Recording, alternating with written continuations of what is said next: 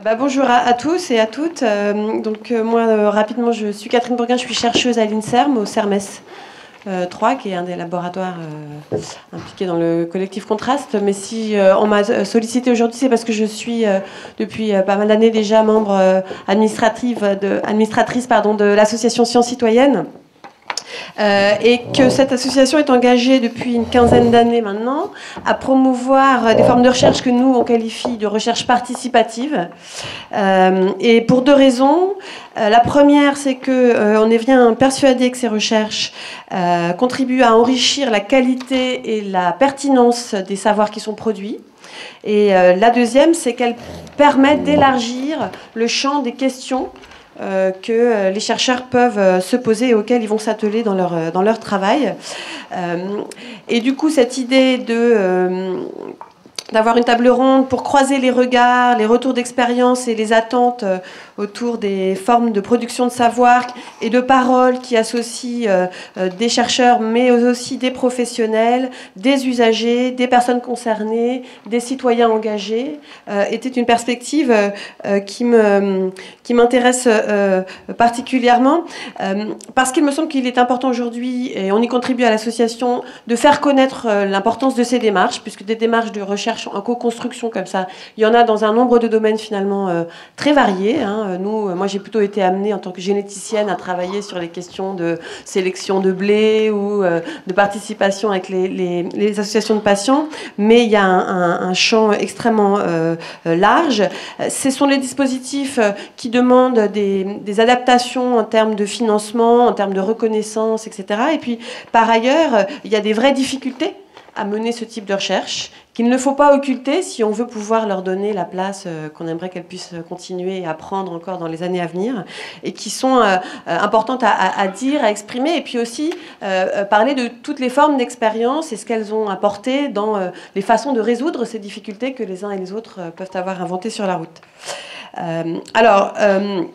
Donc cette table ronde, on m'a bien dit que ce qui était important, c'est de prendre en compte et d'écouter la diversité des points de vue des personnes qui ont accepté de participer à la table ronde et qui ont été d'une façon ou d'une autre concernées, intéressées, engagées par ce type d'expérience. Alors, je suis désolée, je n'ai pas encore eu l'occasion de rencontrer toutes les personnes qui sont là, mais on m'a donc donné la liste des participants. Alors, Patrick Bauvry, voilà. Donc, je vous laisserai peut-être vous présenter, ou toi, vous êtes psychiatre ? Non, pas du tout, je me suis trompée. Alors, vous travaillez au pôle médico-transversal de l'hôpital Paul Guiraud, et vous êtes aussi membre du comité scientifique de la Fondation des Amis de Médecins du Monde. Je fais par ordre alphabétique parce que je me suis dit, après tout, c'est un choix comme un autre. Donc Pierre Boutier, vous êtes mandataire et vous êtes membre de l'Association nationale des délégués personnels des services mandataires à la protection juridique des majeurs. Lassen R. Rajaoui, vous êtes président national de l'association Nous aussi. Pascal Estea Kandi, j'ai bien prononcé votre... Pas tout à fait. Dites-moi. STK Andy, pardon. Vous êtes coordinatrice nationale du dispositif Un chez soi d'abord à la délégation interministérielle à l'hébergement et à l'accès au logement. Clémence Lacour, pardon. Vous êtes responsable des relations institutionnelles au sein de la Fédération Avenir et Qualité de vie des personnes âgées. Et Bernard Meil, vous êtes membre de l'association Advocacy France. Et Stéphanie Woulet, vous êtes également membre de cette association et administratrice de Santé Mentale Europe et du réseau européen d'anciens, d'usagers, survivants de psychiatrie. Je ne me trompe pas. Et alors, donc, il y a deux personnes qui s'excusent de pouvoir nous rejoindre aujourd'hui, qui sont, on l'a dit, je crois, pardon. Anne Saris et Anne Caron de Glise, mais finalement, comme le temps est un peu court, on va en profiter pour pouvoir faire les choses plus tranquillement. Je pensais commencer par donner la parole par ordre alphabétique, mais comme Stéphanie fait la traduction, je pense que c'est plus simple et qu'elle doit retourner. Ou alors on commence par vous et puis on prend l'ordre alphabétique après. Non, mais on commence par le Z, au lieu de commencer par... Oui, oui, j'ai bien compris. Enfin, en tout cas, l'idée, c'est de commencer par un premier tour de parole où chacun d'entre vous aura 5 minutes pour exposer à la fois vos regards sur vos expériences et vos attentes du point de vue de la perspective, enfin, dans la perspective de la production de connaissances, mais en même temps dans la perspective citoyenne, et puis de faire part des pistes, des difficultés que vous avez pu traverser dans vos expériences ou dans vos regards sur ces questions de construction de savoir qui impliquent différentes formes de participants. Je vous laisse la parole. Bonjour tout le monde.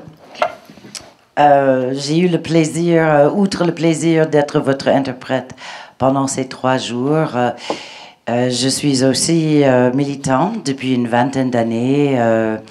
Après ma propre expérience en psychiatrie, j'ai été hospitalisée 3 fois dans ma vie sans mon consentement dans 3 pays différents et dans des situations totalement, ou dans des conditions plutôt totalement inacceptables. Suite à ces expériences, je me suis dit, on peut mieux faire, je dois absolument faire quelque chose pour que plus personne ne soit traité de cette façon. Et donc, je me suis engagée dans un premier temps au sein d'une association qui s'appelle France Dépression, que j'ai présidée pendant 10 ans. Par la suite, je me suis impliquée chez Advocacy France, où je suis chargée aujourd'hui des relations internationales que nous avons. Après, je suis devenue administrateur de Santé Mentale Europe, une ONG à Bruxelles qui fait énormément de travail avec la Commission européenne pour changer les choses. Et enfin, plus récemment, je suis devenue administrateur adjoint de l'INUSP, qui est le réseau européen des usagers, ex-usagers et survivants de la psychiatrie. Si je vais mieux aujourd'hui et j'ai pu reprendre mon métier de traductrice-interprète, ce n'est pas grâce au fait que j'ai été hospitalisée 3 fois sans mon consentement dans ma vie, mise en isolement et aussi j'ai subi la contention. Ce n'est absolument pas grâce à cela et je pense qu'il y a certainement d'autres moyens pour aider les personnes dans la même situation où je me suis retrouvée. Mais bon. En tout cas, en ce qui concerne le projet de recherche Cap Droit et déjà la collaboration avec Collectif Contraste depuis 2 ans, ça a été franchement un vrai plaisir de pouvoir travailler avec, pour la première fois, des sociologues, des philosophes, des juristes, venant d'un tout autre milieu que le milieu médical auquel on avait l'habitude d'essayer de collaborer et qui peut être vraiment d'un très grand soutien pour nous. J'espère que cette collaboration va continuer. Je dois dire que c'était très rare pour moi dans ma vie d'avoir vu autant de respect démontré à notre égard lors de toutes les réunions préliminaires ou les réunions du comité scientifique ou de suivi de ce projet de recherche. J'ai vraiment trouvé que toute l'équipe prenait autant en compte notre parole que la parole des professionnels et que nous étions vraiment impliqués d'une bonne façon, peut-être pas entièrement à égalité, mais en tout cas, on a été vraiment traités comme des personnes égales à ces chercheurs et ces philosophes et ces juristes et ces sociologues.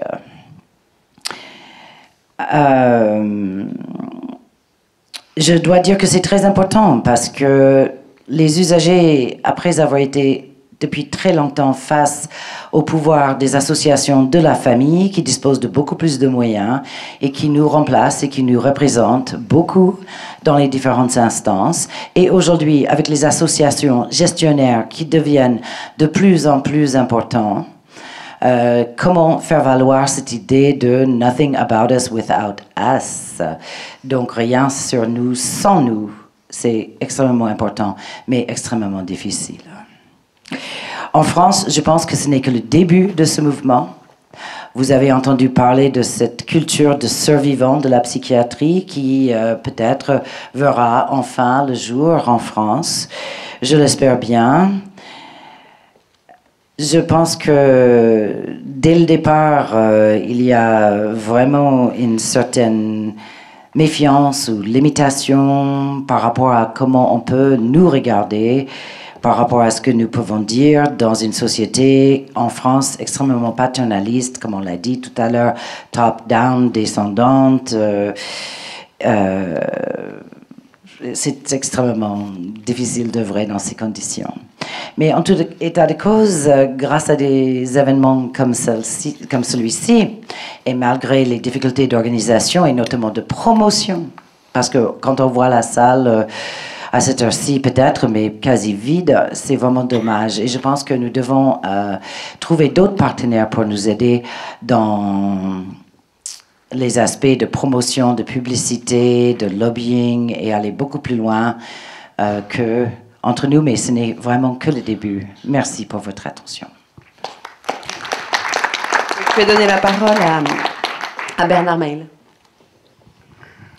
Oui, disons que je suis passé par la contention par des gens qui ne voulaient pas m'envoyer sur mon secteur à Paul Guiraud. Oui. Et bon, ce que j'en ai conclu, c'est que j'ai pas particulièrement envie de dire que je suis malheureux. Ce qui m'intéresse, c'est de dire qu'il y a des chemins pour améliorer les choses, pour limiter la casse, et qu'il y a énormément de gens qui en ont bavé beaucoup plus que moi, qui en bavent beaucoup plus que moi. Et ça, c'est pas juste. Et ça, on devrait arriver à se réunir pour arriver à constituer une force suffisante pour réellement limiter la casse. Une des choses les plus importantes, c'est l'espèce de novlangue qu'on instaure tous les jours et dans laquelle on ne veut pas entendre parler. J'ai beaucoup entendu parler de paradigmes. Les paradigmes, ça a été très développé par un philosophe des sciences qui prenait ce côté élitiste des scientifiques et qui voulait faire de la connaissance, du progrès de la connaissance, un monopole d'une élite. Et il avait un collègue avec lequel il parlait beaucoup, qui, lui, ne parlait pas de paradigme, mais parlait de formes diacritiques. Et il regardait les formes diacritiques d'autistes en train de faire l'apprentissage du langage. Et il trouvait que c'était plus intéressant pour parler du langage et de la connaissance que de regarder les paradigmes des scientifiques, les nouveaux paradigmes créés par les scientifiques. Je crois qu'il y a dans ce chemin tout un travail à faire, parce que le sens ne tombe pas du ciel, le sens, la connaissance vient de la façon dont on se heurte à ce qui nous entoure. Et les mots... Bon, toute la réflexion, c'est que la vue n'apporte aucun moyen d'action sur ce qui nous entoure. Ça n'est qu'une photographie du lieu où on se trouve. On a un accès à une action que quand on commence à être en contact, à se heurter à ce qui nous entoure.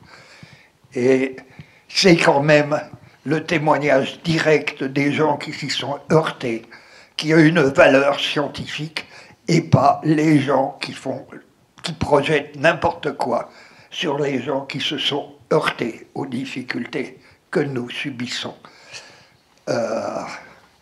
Je pense qu'il faudrait favoriser le développement de leur expression comme ils peuvent la fabriquer au jour le jour, sur le terrain, en parlant non pas des concepts, mais de ce qui se passe. Et bon, pour ça, les gemmes ont été une idée vertueuse à l'origine. Je pense que ça devrait servir à permettre aux gens pour qui c'était fait d'arriver à construire le langage de ce qu'ils vivent, de construire une formalisation de ce qu'ils vivent, de construire une possibilité d'anticiper le devenir et d'anticiper des actions pour limiter la casse. Malheureusement, les groupes de parole, c'est peut-être bien, mais il ne s'agit pas de parler, il s'agit d'arriver à construire quelque chose qui puisse être entendu, qui puisse servir de modèle, qui puisse servir quelque chose pour lequel on puisse réadapter petit à petit le modèle pour en faire de plus en plus un modèle fiable. Et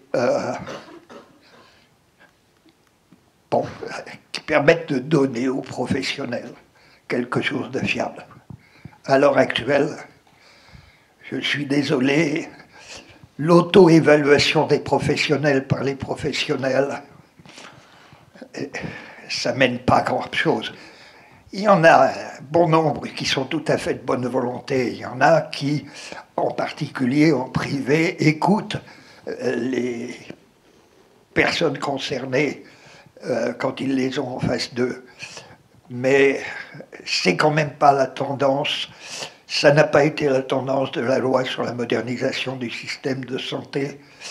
Et je suis complètement choqué que le gouvernement a proposé une loi dans laquelle l'action judiciaire de groupe n'est autorisée qu'aux gens qui peuvent donner une plainte constituée, prouvée personnellement, et qu'on n'ait pas le droit de demander une évolution de la loi quand statistiquement les choses déplorables se passent. Personne n'a plus le droit de parler quand ce n'est qu'un fait statistique et que les personnes elles-mêmes ne peuvent pas apporter la preuve qu'elles sont personnellement concernées. C'est déplorable et je pense qu'il faudrait demander sur ce point au ministère de bien vouloir rectifier pour respecter dans les lois nouvellement créées les engagements pris dans la Convention sur les droits des personnes handicapées.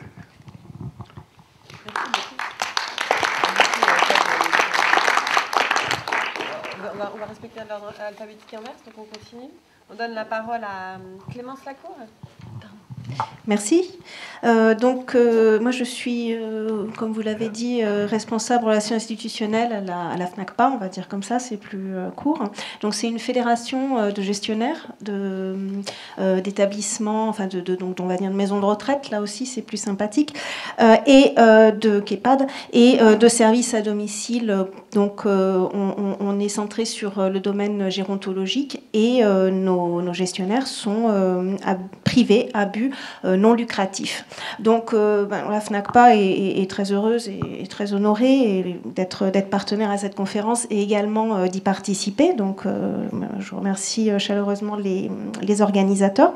Donc le thème de cette conférence, en fait, et ces enjeux nous semblent particulièrement importants pour notre secteur. Citoyenneté, respect des droits, participation, tout ça, ce sont des axes très forts qu'on défend dans nos prises d'opposition institutionnelles lors de la représentation. Donc on milite, nous, au niveau fédératif, pour je vais utiliser le terme de paradigme là, parce que je ne vois pas trop comment placer sens diacritique. Donc on milite pour un changement de paradigme en fait, dans l'accompagnement des personnes âgées, qui repose sur des idées en fait, de réponse aux attentes des personnes, et pas uniquement à leurs besoins médicaux, sociaux. Et également aussi sur l'idée que c'est vraiment l'organisation qui soit s'adapter en fait à la personne et non l'inverse. Et c'est vrai que j'écoutais à travers tous les retours d'expérience qui ont pu en fait ressortir à travers ces derniers jours que il y a encore beaucoup de progrès à faire. On en connaît, il y a des tas d'expériences très concluantes qui ont été menées dans ces domaines. Ça fonctionne. Il y a des établissements, des services qui ont réussi à faire cette mutation, mais on est encore nous en train d'accompagner justement nos adhérents vers une meilleure appréhension en fait de ce nouveau modèle d'organisation.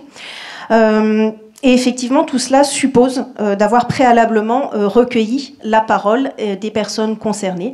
Et là aussi, les témoignages qui ont eu lieu jusqu'à la dernière session, là, la précédente session, montrent que c'est quelque chose qui est difficile en présence des personnes âgées, et notamment des personnes âgées qui sont atteintes d'altération de leurs facultés cognitives. Alors des fois, même si elles ne sont pas nécessairement démentes, dès qu'on a affaire à une population qui appartient en fait à la génération qui est concernée par un accompagnement médico-social, des fois l'expression de la volonté c'est simplement aussi beaucoup de fatigue, le refus de se déplacer. Nous, à travers la fédération, dans le fonctionnement même de la fédération, on essaye d'associer des personnes âgées, que ce soit comme membre du conseil d'administration, que ce soit pour présider les événements qu'on organise. Eh bien, à chaque fois, quand ça peut se faire, ce sont de formidables expériences, mais souvent c'est assez difficile à mettre en œuvre. Donc la dynamique de cette conférence fait vraiment sens pour notre réseau. Elle conforte nos actions, ça fait vraiment écho à nos positionnements. Et ça nous apporte donc des éléments pour faire bouger les lignes. Et cette démarche scientifique et citoyenne nous paraît d'autant plus importante qu'on a le sentiment en fait que le secteur ne s'est pas encore suffisamment saisi de cet enjeu de tension entre droits des personnes et contraintes légales, contraintes collectives. Et d'ailleurs, les données statistiques présentées par Julie Minoc, par l'intermédiaire de Karine Lefebvre d'Arnajou lundi, montrent bien, en fait, avec cette prédominance des tutelles, cette prédominance encore de la décision substituée au détriment en fait de l'accompagnement. Donc ça c'est vraiment encore perceptible sur le terrain. Et le paradoxe en fait d'une part entre une valorisation, même un encensement de tout ce qui est liberté, droit des personnes, autonomie, et d'un autre côté en fait une augmentation des mesures restrictives est très présent dans le secteur médico-social, notamment versant personnes âgées. Je voulais pour exemple le cas de traitement, et j'en terminerai par là, de la liberté d'aller et venir dans la loi d'adaptation de la société au vieillissement du 28 décembre 2015, dans lequel en fait cette liberté est à la fois rappelée au même titre en fait que les autres droits et libertés spécialement garantis aux usagers, et dans le même temps, eh bien, sa restriction est organisée à travers la possibilité de conclure une annexe au contrat de séjour qui précise les mesures particulières à prendre pour assurer l'intégrité physique et la sécurité de la personne. Alors, vous me direz d'un autre côté, c'est peut-être pas plus mal d'avoir un minimum d'encadrement pour mettre en œuvre ces mesures restrictives. Le problème, c'est que c'est une restriction qui doit être contractuellement consentie. Alors, je vous fais pas de schéma, on n'avance pas beaucoup quand on a affaire à une personne qui, de toute façon, est dans l'incapacité de consentir. Donc, dès qu'on a affaire à une personne qui est hors d'état de consentir, eh bien, on oriente ces personnes vers des mesures de protection juridique. Et ça, c'était le dernier élément sur lequel je voulais en venir et pour lequel, en fait, on était vraiment intéressé par la démarche de ces derniers jours. C'est qu'on sent vraiment que dès qu'il y a une difficulté, en fait, se pose pour les gestionnaires, en fait, qui interrogent, en fait, l'expression de la volonté des personnes, que ce soit à l'entrée en institution, que ce soit rien que des problèmes de paiement de frais séjour, quand la personne elle est plus en état de gérer ses affaires et que on n'a pas d'interlocuteur. Quand on a une suspicion de maltraitance, eh bien c'est vrai que à l'heure actuelle, la solution palliative vers laquelle on se tourne très facilement, c'est tout de suite l'ouverture d'une mesure de protection et évidemment bien souvent d'une tutelle. Je vous remercie.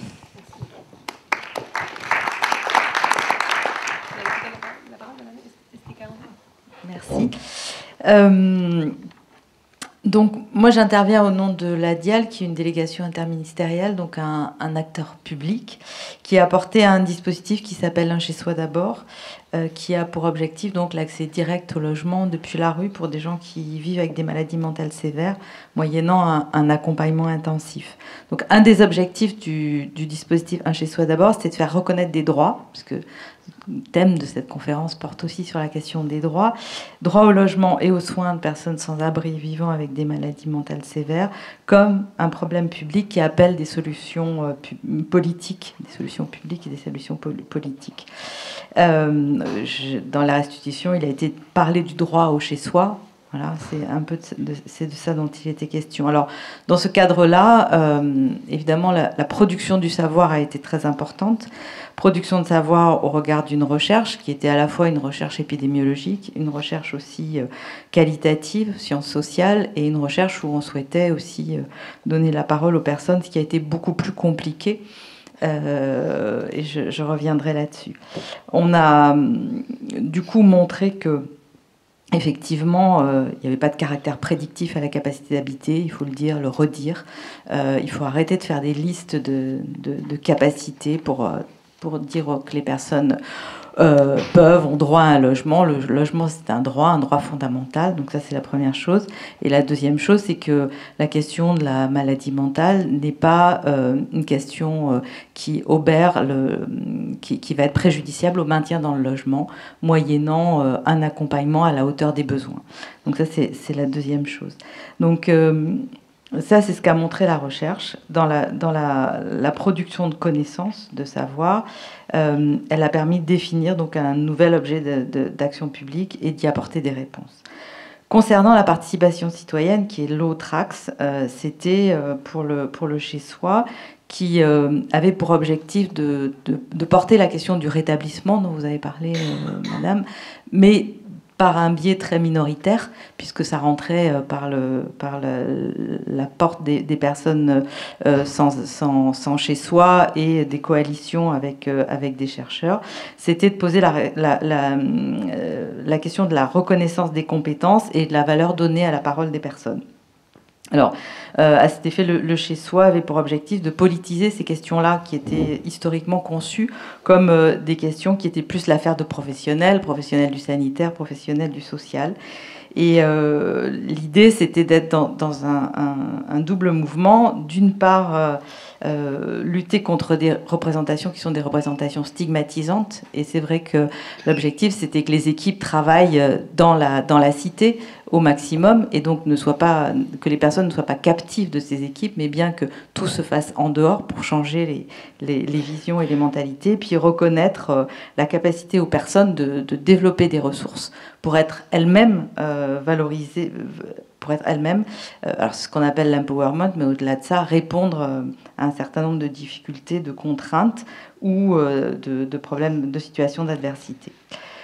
Alors, par rapport à ça, c'est vrai que c'est pas simple. Moi, en y réfléchissant, les points que j'essayais dans notre expérience peut-être, première chose, c'est faire reconnaître par l'ensemble des parties prenantes que cet objectif est un objectif partagé. Voilà. Et ça, je vous ai entendu parler tout à l'heure de la question de la médiation. Moi, c'est effectivement quelque chose que je mettrais vraiment en avant. Il faut qu'on puisse créer des conditions pour que ce soit possible, et pour ça, il faut de la médiation. Et là, on se situe vraiment sur l'axe politique, c'est-à-dire qu'on est sur du rapport de force, et il y a besoin de créer des alliances, de créer des coalitions, et donc il y a besoin de ces médiateurs qui peuvent permettre que ces choses soient possibles. Donc la production du savoir et du continu, ça suffit pas, parce qu'il y en a beaucoup. Il y a des choses il y a des choses pour lesquelles on n'a plus besoin d'expérimenter, on le sait. Les témoignages qu'on a sont des témoignages très puissants, donc on sait les choses, mais ça suffit pas. Il faut qu'il y ait aussi les canaux de transmission, il faut aussi qu'il y ait des espaces où ça puisse se dire, et ce type de conférence en est un. Et moi, il me semblait peut-être que il y a une question de plafond de verre. En écoutant la restitution, j'avais un peu cette impression-là. Alors pas plafond de verre avec, comment dire, comme on le voit souvent avec les échelons politiques, mais plafond de verre parce que dès que on arrive sur des choses autour de l'efficacité, de la performance, de l'expertise, eh bien on oublie d'écouter la parole, et en tout cas cette parole n'est plus entendue.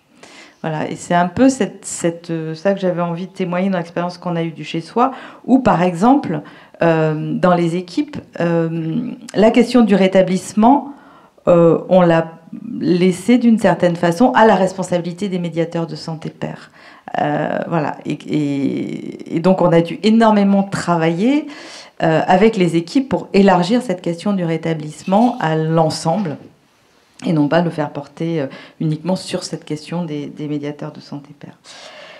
Voilà, et le dernier point, c'est la question des effets de la stigmatisation, et je pense que pour qu'on puisse à un moment donné valoriser une parole citoyenne sur cette question autour de la santé mentale, on ne peut le faire qu'à un moment donné dans une lutte permanente, collective, sur les questions de la stigmatisation et de la discrimination liées à tout ce qui touche à la question de la santé mentale et aux personnes qui ont des problématiques de santé mentale.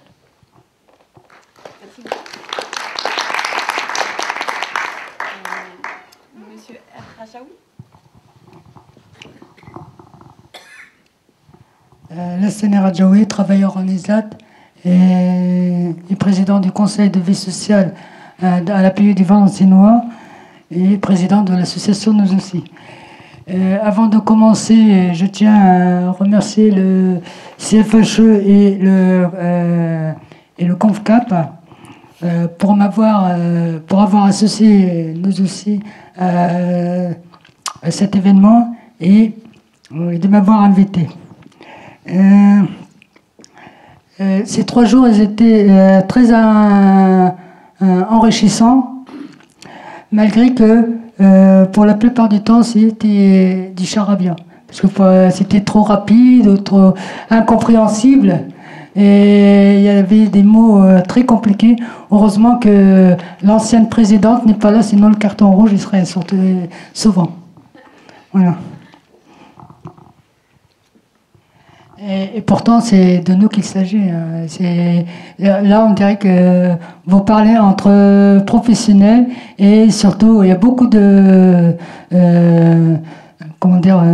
d'interventions sur les psychiatriques, les hôpitaux psychiatriques, et très peu de handicap intellectuel. Après cette parenthèse. Bon. Nous aussi est une association d'autoreprésentants qui a plus de 600 adhérents dans 45 délégations aux 4 coins de la France.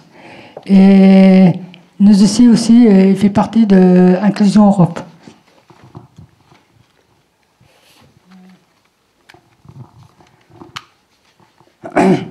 Nous aussi agit pour que les personnes handicapées intellectuelles soient considérées comme des citoyens à part entière. Que les décisions qui nous concernent ne soient pas prises sans nous. Changer le regard porté par la société sur le handicap intellectuel. Nous voulons avoir une vie comme les autres. Vivre en appartement, si nous le souhaitons. Avoir des amis. Vivre en couple. Fonder une famille. Avoir un tuteur ou une curatelle, si nous le souhaitons. Si nous souhaitons que ce soit la famille qui soit nos tuteurs, c'est notre choix. Il faut qu'on soit consulté. Nous voulons aussi travailler en milieu ordinaire, si nous le souhaitons, faire les formations que nous souhaitons, faire du sport ou avoir des loisirs, se déplacer librement, avoir des informations en facile à lire, à comprendre pour pouvoir faire les démarches tout seul, pour faire les démarches soi-même. Pouvoir voter ou être élu, faire du bénévolat. Nous avons piqué le slogan européen qui est rien sur nous, pour nous, sans nous, mais nous avons notre slogan, c'est rien pour nous sans nous.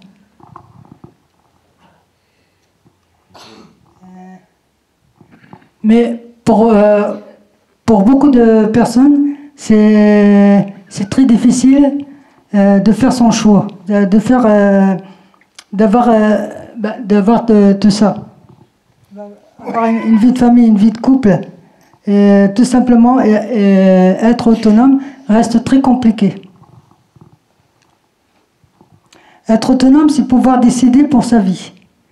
C'est être libre, c'est pouvoir choisir. Tout le monde doit pouvoir être autonome selon ses capacités. Cela ne veut pas dire qu'on a besoin d'aucune aide. Cela veut dire se faire aider seulement quand on le décide. Et quand on a vraiment besoin. Certains d'entre nous préfèrent vivre en appartement ou en maison, plutôt qu'en foyer ou dans leur famille. Et il y en a d'autres qui, c'est le contraire. Ils préfèrent vivre en foyer ou en famille plutôt qu'en appartement ou en maison.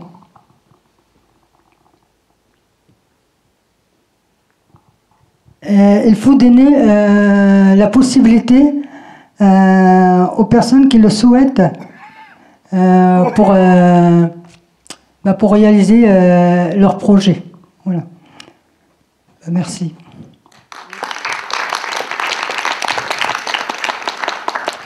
La liste est trop longue, mais comme on est limité par le temps.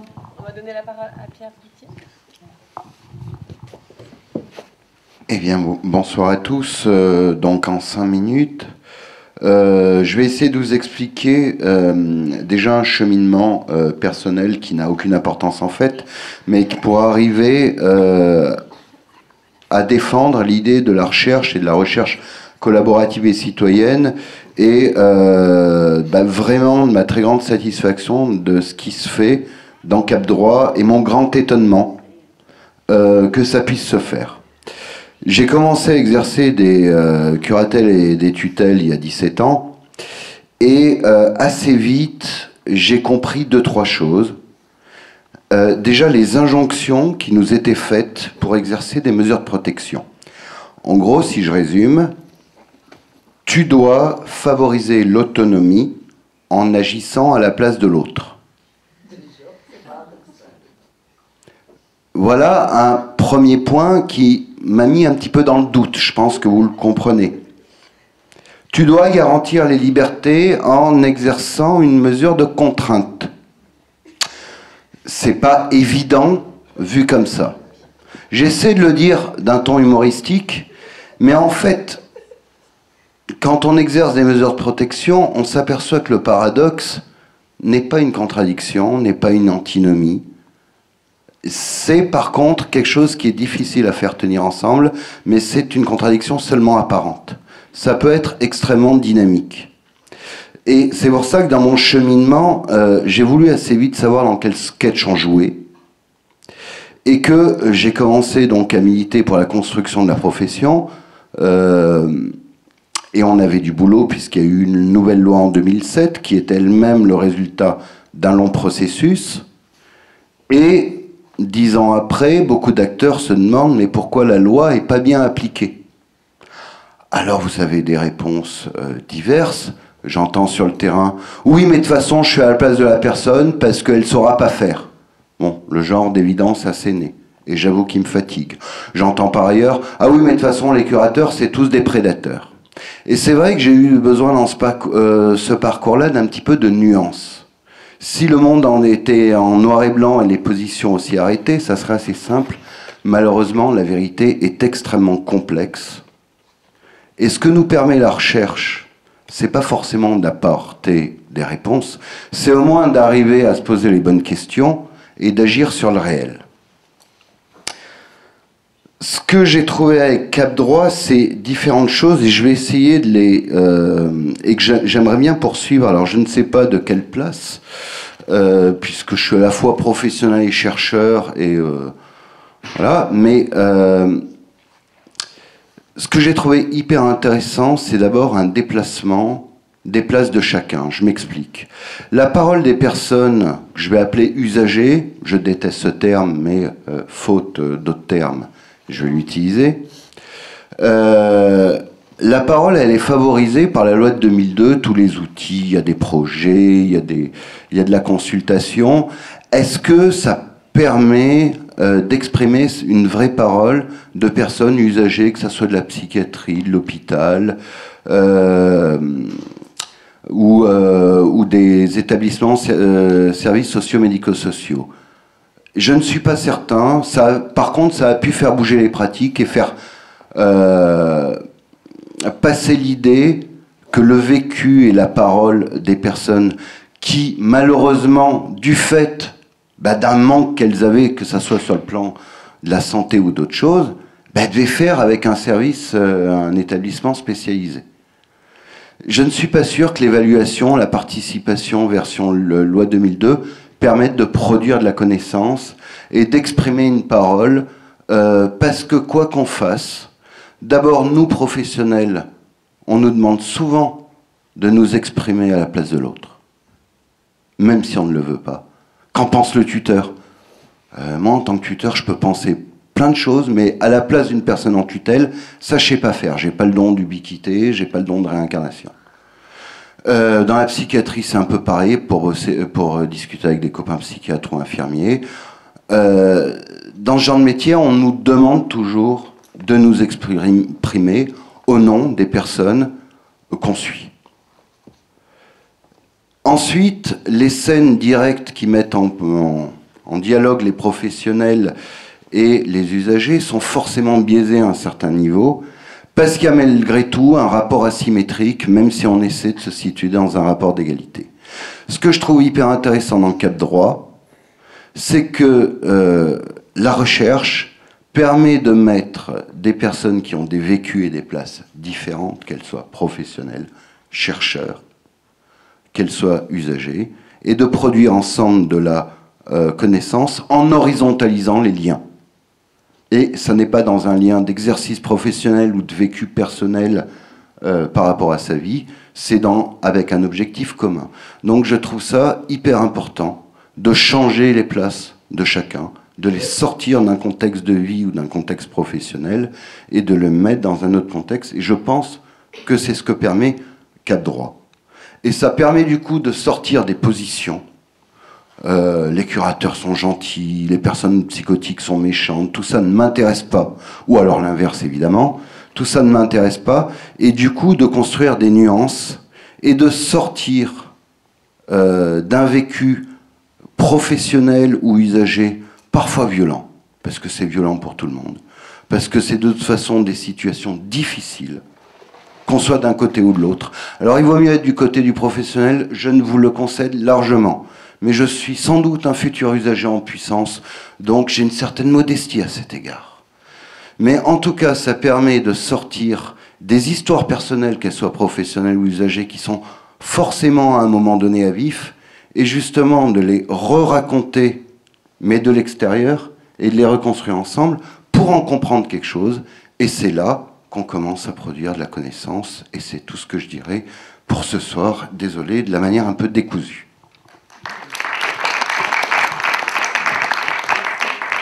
Maintenant, je donne la parole à Patrick Gauvry. Merci, il a été dit beaucoup de choses. D'abord, merci pour votre invitation. Moi, ça me fait du bien. Excusez-moi, je suis venu me faire du bien en venant ici et c'est plutôt agréable. Alors, je suis pharmacien, donc moi, je suis plutôt d'une approche biomédicale. Mais parfois, quand on vient du biomédical, on est intéressé par le psychosocial. Donc, je n'arrive pas à avoir de préférence pour l'un ou pour l'autre. Les deux me conviennent, pour rebondir sur un propos qui a été tenu précédemment. Et voire même quand on est dans le champ psychosocial, voire politique de santé, j'aime bien le biomédical.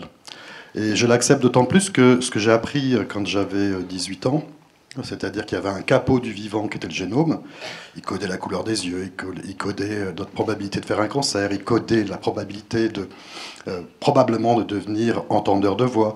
Finalement, on se rend compte qu'aujourd'hui, dans certaines situations, c'est pas le génome qui code, mais l'expression du génome en fonction des parcours de vie des personnes. Donc le capot, finalement, il n'est pas si capot que ça. Ce que je veux illustrer à travers ça, c'est que nos savoirs ont beaucoup évolué ces 30 dernières années. Donc acceptons le fait que les savoirs biomédicaux, les savoirs psychosociaux ont beaucoup bougé. J'écoutais Christian Laval tout à l'heure, j'avais l'impression d'entendre Foucault. Il y a sûrement plus de pérennité dans la pensée philosophique et quelque chose qui dure beaucoup plus longtemps que dans nos savoirs scientifiques et nos savoirs médicaux et nos savoirs sociaux. Pour illustrer ça aussi, parce que vous vouliez, M. Bell, qu'on parle du concret. Moi, je remercie toutes les rencontres que j'ai faites avec des consommateurs. Alors moi, je dis consommateurs. Je ne dis pas usagers de drogue, je dis consommateurs de speed, consommateurs de coke. Voilà, je n'arrive pas à les enfermer dans les termes qu'ils emploient. Pourquoi ? Parce que autrefois, ils disaient « nous sommes des toxicomanes », ce qui voulait dire qu'ils étaient fous du toxique. Je dis « mais est-ce que vous vous retrouvez là-dedans ?» Non, on est usager de drogue. Alors, usager de drogue, ça veut dire usager d'un dispositif d'approvisionnement en drogue. Donc ils sont captifs, ils sont consommateurs. Je dis, mais vous vous retrouvez vraiment là-dedans ? Ben non. Alors raconte-moi qui tu es. Et je disais, méfie-toi, parce que moi je suis pharmacien, donc imagine que Newton ait été pharmacien. Il aurait vu une pomme tomber du pommier. S'il avait été pharmacien, il aurait dit, il y a sûrement une molécule chimique qui attire la pomme au sol. Il n'était pas pharmacien, il était plutôt physicien, et du coup il s'est dit, il y a quand même une force qui existe et qu'il a appelée la gravité, et que maintenant tout le monde reconnaît. C'est-à-dire, tout dépend de la façon dont on lit les choses, quel est le prisme de lecture que l'on emploie, et comment on nomme les choses. Alors moi je voudrais dire merci, parce que j'ai appris plein de choses. Donc, par exemple, j'avais appris en tant que pharmacien que autrefois, on administrait de l'héroïne pour l'anesthésie, et pour éviter la dépression respiratoire liée à l'héroïne, on administrait de la cocaïne pour stimuler. Donc quand les personnes me disaient « mais moi j'ai consommé du speedball », j'imaginais que, après avoir consommé de l'héroïne, ils consommaient de la cocaïne pour éviter la dépression respiratoire. Et ils me disaient « mais non, c'est pas du tout ça. Non, nous quand on consomme du speedball, on consomme d'abord la coke, parce qu'on veut la stimulation, et pour gérer la descente, on consomme de l'héroïne. » Ça devient intéressant. Donc il y avait un savoir du consommateur de drogue, d'une substance psychoactive, parce que finalement, qui était aussi intéressant que ce que moi j'avais appris. Donc cette confrontation des savoirs nous obligeait à nous déplacer et à nous accepter dans nos différences. Même chose aujourd'hui quand on fait de l'éducation thérapeutique à l'hôpital Paul Guiraud, on pourrait se dire on va employer les stratégies de cognitivo-comportementalistes, les sciences cognitives, pour développer des outils à l'insu du plein gré des personnes qui entendent des voix. Non, à l'UHSA, on va voir les personnes qui sont concernées par le fait qu'ils entendent des voix, qui voient d'autres images juxtaposées sur le monde réel, et on va construire les outils avec eux. Quelles sont les problématiques, les problèmes que vous voulez aborder et comment nous allons les aborder à travers un jeu et comment, à travers ce jeu, on va pouvoir avoir un échange entre nous qui va vous permettre de être un peu plus autonome lorsque vous allez sortir de l'UHSA et que vous allez vous retrouver en maison d'arrêt. Hein, c'est des services de psychiatrie pour personnes incarcérées. Donc, l'idée est plutôt de provoquer l'interaction à partir du concret et d'échanger nos savoirs respectifs et de les entendre. Alors, on les entend d'autant plus facilement quand il y a un argumentaire biomédical ou moléculaire, bien évidemment, pour un pharmacien. Et j'en évoquerai un. Dans les années 60, dès la découverte des neuroleptiques, il a été très clairement dit, attention, bonne posologie, pas trop d'associations, la posologie la plus faible, sinon, à l'arrêt du traitement neuroleptique, il y aura la révélation d'un mécanisme moléculaire qui s'appelle la supersensibilisation dopaminergique, qui va se traduire non seulement par la réémergence des symptômes de la maladie, mais aussi par une exacerbation. Donc, c'est-à-dire qu'on se retrouve face à une toxicité du neuroleptique. Et puis là, Homo technicus, Homo economicus, nous ont bien dit, surtout, il ne faut jamais arrêter le traitement, il faut le prendre tous les jours, et il faut le prendre à des doses conséquentes.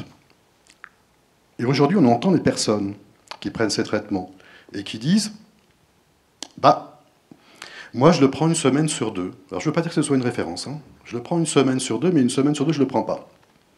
Et ça fait 20 ans que je suis avec le même psychiatre, et quand on écoute le psychiatre, il vous dit « Bah oui, ça fait 20 ans que nous sommes ensemble, et je sais, et nous en avons discuté ensemble, qu'il prenait son traitement une semaine sur 2, il ne le prenait pas une semaine sur 2. » Il dit « Mais pourquoi vous n'en parlez pas ? Pourquoi vous ne déposez pas ce savoir que vous avez construit à travers une expérience tous les deux ? Pourquoi vous ne dites pas que quelqu'un a été stabilisé avec ce qu'on pourrait appeler, au sens du discours dominant, une inobservance au traitement ? C'est pas une inobservance au traitement, c'est une désobéissance par rapport aux normes qui nous sont imposées par Homo technicus et Homo economicus, qui sont des normes qui diraient que chaque jour, il faut prendre son traitement, et c'est ainsi, parce que sinon, ça va être pire que tout. Et on se rend compte que ces personnes qui prennent leur traitement sont des modalités différentes de ce qui nous est imposé. Et bien, quand elles arrêtent leur traitement, elles ont moins d'émergence de la symptomatologie initiale et moins d'exacerbation de la symptomatologie initiale. Mais ça, par exemple, si le professeur Guy Chouinard, éminent pharmacologue, psychopharmacologue québécois, en parle, avec un argumentaire moléculaire, avec un argumentaire clinique d'une très grande finesse, ça ne fait pas écho. Pourquoi ? Parce qu'il y a une culture dominante qui dit Homo technicus, Homo economicus, le 1er janvier 2018, le premier médicament connecté sera un neuroleptique.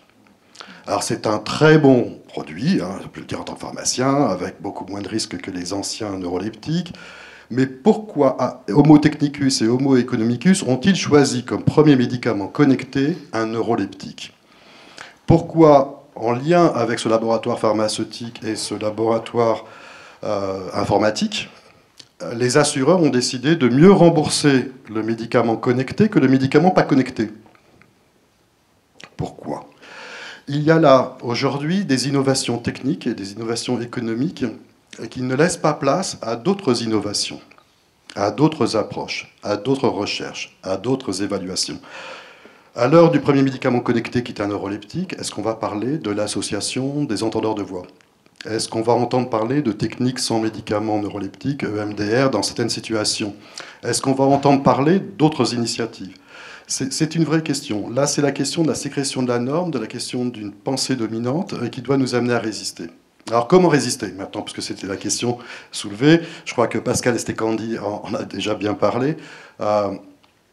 Moi, je pense profondément que cet espace que vous avez constitué ici, auquel vous nous avez invités de participer, était primordial. Mais pour moi, ce n'est qu'un début.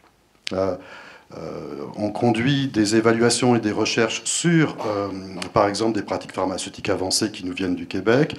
On essaye de diffuser le message du professeur Guy Chouinard, donc nous l'avons enregistré en vidéo, nous allons le diffuser. Alors, il parle en tant que psychopharmacologue aux psychopharmacologues, hein, il ne parle pas aux personnes, mais invitation.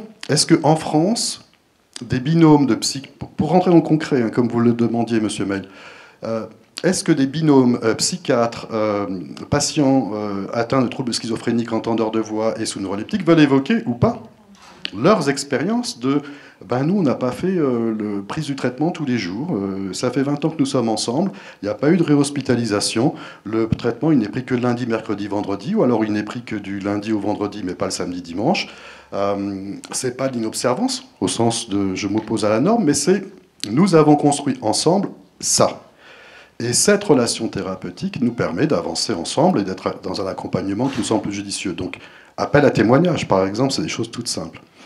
Mais méfiance, en tout cas, je pense que tout le monde en a conscience ici, il y a une norme qui est secrétée, qui est extrêmement dominante, et que face à Homo technicus et Homo economicus, la question du lien risque de s'assécher de plus en plus. Donc, merci à vous, et bonne chance pour la suite. Alors, je redonne la parole à Stéphanie Mollet qui voulait ajouter un complément. Oui, avant de vous quitter, je dois reprendre le travail. Je voulais simplement d'abord vous remercier pour pour ce type de discours et oui, l'idée qu'il y a d'autres alternatives qu'il faut absolument faire valoir. Je pense d'ailleurs qu'en France, on a, comme je l'ai dit, beaucoup de chemin à faire. Mais si monsieur parle de le droit de choisir ou pas d'être sous tutelle ou curatelle, ou si on voit dans les études des patients qui disent oui, il faut que je sois mise en isolement, il faut que je sois hospitalisée sans mon consentement, c'est parce qu'il n'y a pas d'autres alternatives. Il n'y a rien d'autre. Il faut inventer autre chose pour qu'on ait des alternatives, des solutions de soutien à la prise de décision, des alternatives qui existent déjà dans d'autres pays européens d'ailleurs. Et donc, pour la poursuite de la recherche initiée par Collectif Contraste, en tant que membre du conseil d'administration de Santé Mentale Europe et de l'INUSP, notre réseau européen, je pense qu'il serait intéressant de créer une plateforme avec Collectif Contraste, avec le CFHE, le Conseil français pour les personnes handicapées pour les affaires européennes, à Bruxelles, par exemple, et partager donc nos préoccupations en France avec des pairs d'autres pays en Europe, comparer nos pratiques, essayer d'avancer ensemble en faveur des droits humains pour les personnes, comme on dit aujourd'hui, en situation de handicap psychosocial. Merci. Merci beaucoup. Alors, merci à tous et à toutes. Je ne sais pas si on a encore un peu de temps ou s'il faut qu'on arrête. Parole de conclusion et puis.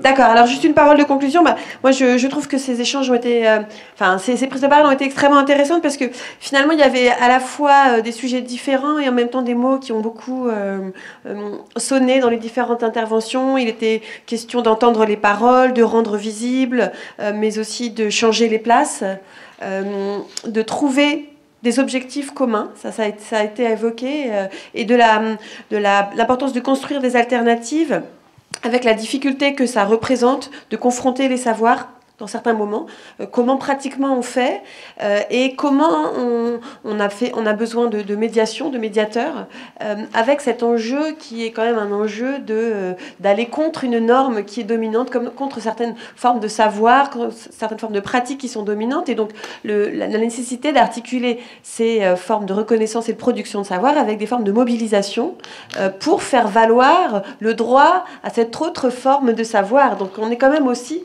dans une lutte pour faire reconnaître les paroles, construire des savoirs, construire des solutions, mais dans une action qui articule production de savoir et rapport de pouvoir. Mais encore une fois, finir en convoquant Foucault. Voilà. Mais en tout cas, j'ai trouvé que que les paroles qui se sont exprimées ici, chacune à leur manière, chacune avec leurs mots, peut-être parfois un peu trop compliqués. Et ça fait partie des choses qu'il faut apprendre aussi à